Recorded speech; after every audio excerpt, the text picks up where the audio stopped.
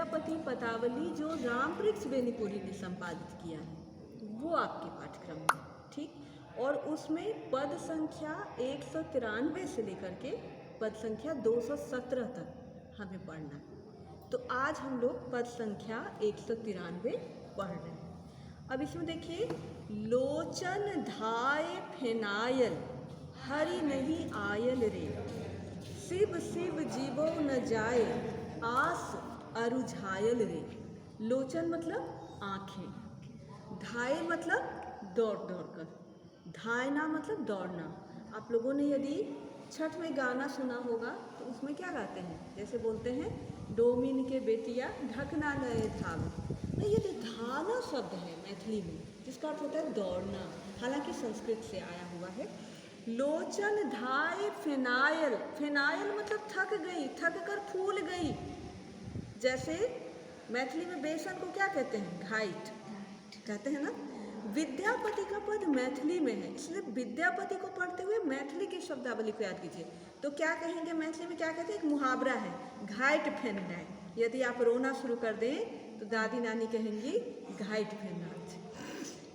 तो आँखें जब फूल जाती है तो उसके लिए फिनाइल शब्द का प्रयोग होता है। यदि बहुत रोएं या बहुत देर तक किसी को ताकते रहें तो आँखें थक करके फूल जाती हैं, तो उसके लिए मैथिली में फिनाइल शब्द का प्रयोग होता है। लोचन धाय फिनाइल हरि नहीं आयल रे, आँखें प्रतीक्षा करके, बाट देख करके, राह देख करके, इंतजार करके, थक करके फूल गई हैं, लेकिन हरि, हरि का अर्थ यहाँ पर हम ईश्वर भी ले सकते हैं और हरि का अर्थ यहाँ पर हम प्रेमी या पति भी ले सकते हैं। हम इसको इस तरह भी समझ सकते हैं कि कृष्ण के जाने के बाद गोपियों का दुख है, और हम इसको इस तरह भी समझ सकते हैं कि पति के परदेश जाने के बाद बिरहिनी पत्नी का दुख है।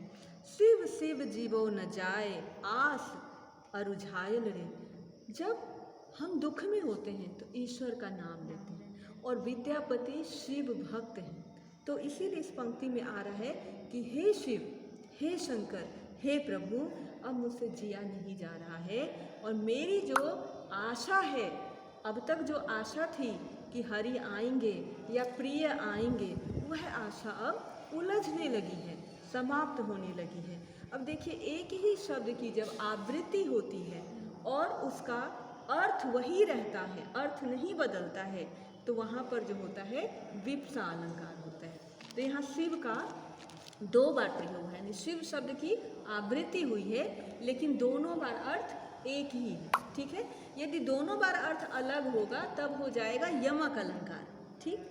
लेकिन यदि दोनों बार अर्थ एक ही रहेगा तो होगा विप्सा अलंकार। तो व्याख्या करते समय हमें क्या क्या ध्यान रखना होता है, सर्वप्रथम संदर्भ लिखना होता है।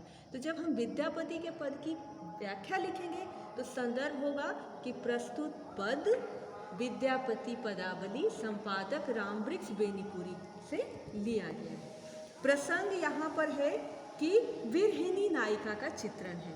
यह विरहिनी गोपी भी हो सकती है, और यह विरहिनी एक पति के वियोग में पत्नी हो सकती है, या प्रेमी के वियोग में प्रेमिका हो सकती है, या राधा हो सकती है। मन करे तहाँ उड़ जाइय जहाँ हरि पाइय रे। मन करता है कि हम उड़कर वहाँ चले जाएं जहाँ हम अपने हरि को, अपने प्रिय को पा सकें, प्राप्त कर सकें।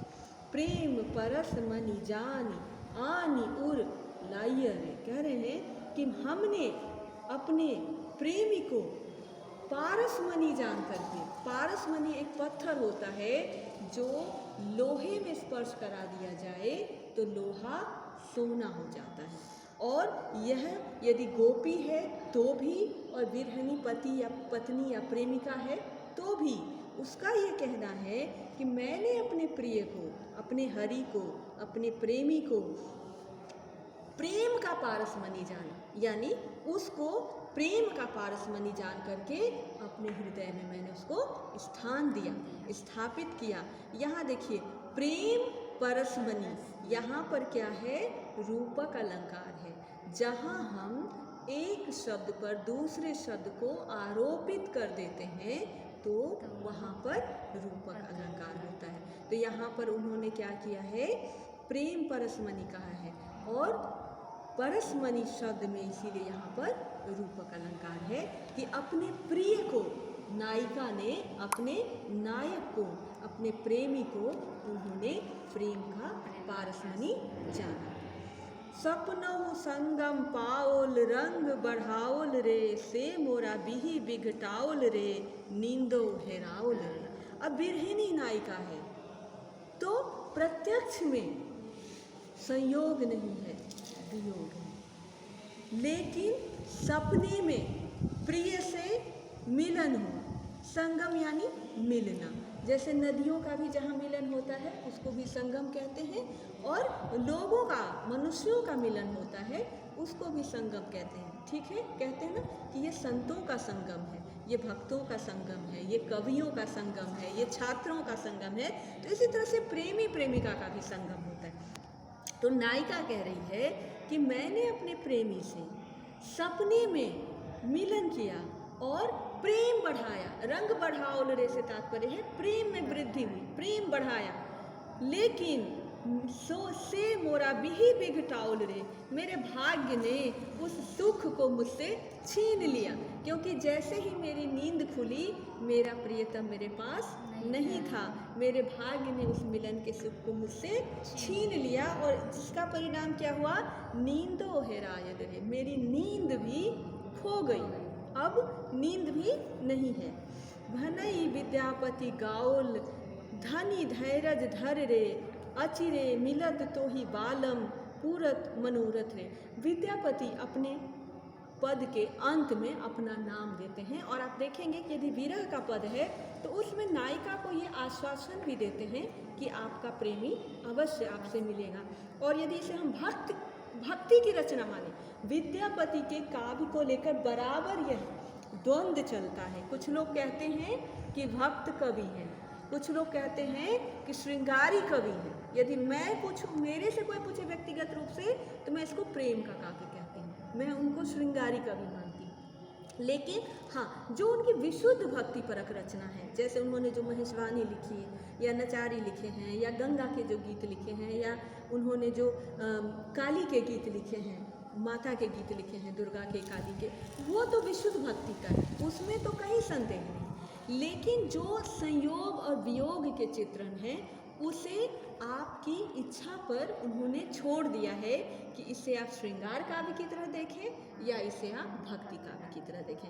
तो विद्यापति कह रहे हैं, भनई मतलब कहना, गाओल गा करके कह रहे हैं, क्योंकि विद्यापति के पदों की ये विशेषता है कि ये गेय पद है, और गेय पद यानी जिसको हम गा सकें। और विद्यापति के जितने भी पद हैं उनको गा सकते हैं। और आप में से यदि कोई बच्चा गाता होगा तो मैं चाहूँगी कि किसी दिन वो क्लास में उसको गाए। तो भनई विद्यापति गाओल धनी धैर्य धर्य, उस नायिका को, उस बिरहिनी को कह रहे हैं कि आप धीरज रखिए। ठीक है, आप धीरज रखिए। धनी का एक अर्थ स्त्री भी होता है, धनी का एक अर्थ प्रेमिका भी, पत्नी भी। और यदि आप लोगों ने लोकगीत सुने होंगे तो उसमें आपने धनी शब्द का प्रयोग देखा होगा। प्रिया, प्रिया के लिए धनी शब्द का प्रयोग होता है। तो कहते हैं कि आप जो अपने प्रिय की प्रिया हैं वो धीरज का धारण कीजिए, धैर्य का धारण कीजिए। अचिरे मिलन, चिर मतलब लंबा समय, अचिर मतलब कम समय, बहुत जल्दी ही, शीघ्र ही आपके प्रिय, आपके प्रेमी, बालम, पति आपसे मिलेंगे, और आपका जो मनोरथ है, आपकी जो इच्छा है वो पूरी होगी। ये विद्यापति का जो पद 193, इसी तरह से आपको 217 तक के पद पढ़ने हैं, उनकी व्याख्या समझनी है। और व्याख्या को लिखने का तरीका, पहले संदर्भ लिखेंगे, फिर प्रसंग लिखेंगे, उसके बाद ये पूरी व्याख्या जो मैंने शब्द के साथ, शब्दार्थ के साथ समझाई वो लिखेंगे। विशेष में लिखेंगे कि किस भाव का चित्रण है, जैसे कि यहाँ पर श्रृंगार और वियोग श्रृंगार का चित्रण है। उसके बाद किन किन अलंकारों का चित्रण है, जैसे यहाँ पर हमने देखा दीप्सा अलंकार आया है, रूपक अलंकार आया है, अनुप्रास अलंकार आया है। इसी तरह से विशेष ये लिख कर इतना, इसके बाद हिंदी में समझा कर लिख सकते हैं। बिल्कुल लिख सकते हैं। संदर्भ में आप लिखेंगे कि प्रस्तुत पद विद्यापति पदावली संपादक रामवृक्ष बेनीपुरी से लिया गया है। और यदि आपको ये याद रह जाए परीक्षा में कि ये पद संख्या 193 है, इसलिए मैं बार बार पद की संख्या भी दोहराती हूँ कि बच्चों को याद रह जाए कि लोचन धाय फेनायल पद संख्या 193 है, तो आप संदर्भ में ये लिख सकते हैं। बिल्कुल, हाँ। फिर आप प्रसंग में लिखेंगे कि जो बिरहिनी है वो नायिका अपने विरह का, प्रेमी की प्रतीक्षा का चित्रण कर रही है, और प्रेमी की प्रतीक्षा करते करते उसकी जो आंखें हैं वो अब इंतजार करते हुए, राह देखते हुए थक करके फूल गई। जब आप इस व्याख्या को लिखेंगे तो उसका तरीका यही होता है, संदर्भ, प्रसंग में ये लिखेंगे बिरहिनी नायिका का, प्रसंग में आप यह पंक्ति जोड़ सकते हैं कि इसे हम भक्ति काव्य मान सकते हैं, इसे हम श्रृंगार काव्य मान सकते हैं। विशेष में उसके बाद पूरी व्याख्या लिखेंगे, व्याख्या हेडिंग के अंदर इस पूरे पद की व्याख्या जो अर्थ सहित समझाया है इसी तरह समझा करके लिखेंगे। बिल्कुल ये नहीं सोचेंगे कि जो कॉपी जांच करने वाले शिक्षक हैं उनको पता है इसलिए हम संक्षेप में लिख दें, ऐसा नहीं सोचना। पूरा विस्तार से लिखना है, बिल्कुल समझा करके एक एक लाइन की व्याख्या लिखनी है। उसके बाद विशेष में कौन कौन से अलंकार, जैसे यहाँ पर आपने देखा वीप्सा अलंकार है, अनुप्रास अलंकार है, रूपक अलंकार है, और इसी तरह से आपको जो भी अलंकार दिखाई दे उनके बारे में आप वहाँ पर लिखेंगे। वियोग श्रृंगार है, शब्दों और अर्थ का सुंदर प्रयोग हुआ है, भाव और भाषा का सुंदर मणिकांचन योग हुआ है, इत्यादि विशेषताएं विशेष के अंतर्गत लिखेंगे। ठीक है।